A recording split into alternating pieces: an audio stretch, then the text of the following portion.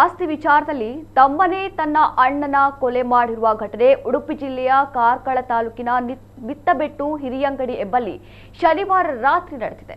65 ವರ್ಷದ ರಿಚಾರ್ಡ್ ಡಿಸೋಜಾ ಕೊಲೆಯಾದ ವ್ಯಕ್ತಿ ಹೆರಾಲ್ಡ್ ಡಿಸೋಜಾ ಕೊಲೆ ಆರೋಪಿಯಾಗಿದ್ದಾನೆ.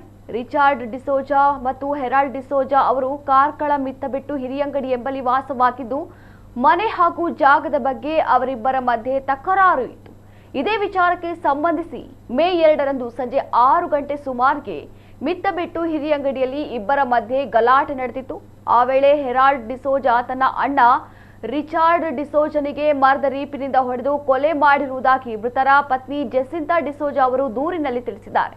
ಅದರಂತೆ ಕಾರ್ಕಳ ನಗರ ಪೊಲೀಸ್ ಠಾಣೆಯಲ್ಲಿ ಪ್ರಕರಣ ದಾಖಲಾಗಿದ್ದು, ಪ್ರಕರಣದ ಆರೋಪಿ ಹೆರಾಲ್ಡ್ ಡಿಸೋಜನನ್ನ ಪೊಲೀಸರು ಬಂಧಿಸಿ ನ್ಯಾಯಾಲಯಕ್ಕೆ ಹಾಜರುಪಡಿಸಿದ್ದಾರೆ. ಘಟನಾ ಸ್ಥಳಕ್ಕೆ ಉಡುಪಿ ಎಸ್ಪಿ ಹರಿರಾಮ್ ಶಂಕರ್ ಮತ್ತು ಅಧಿಕಾರಿಗಳು ಭೇಟಿ ನೀಡಿ ಪರಿಶೀಲನೆ ನಡೆಸಿದ್ದಾರೆ.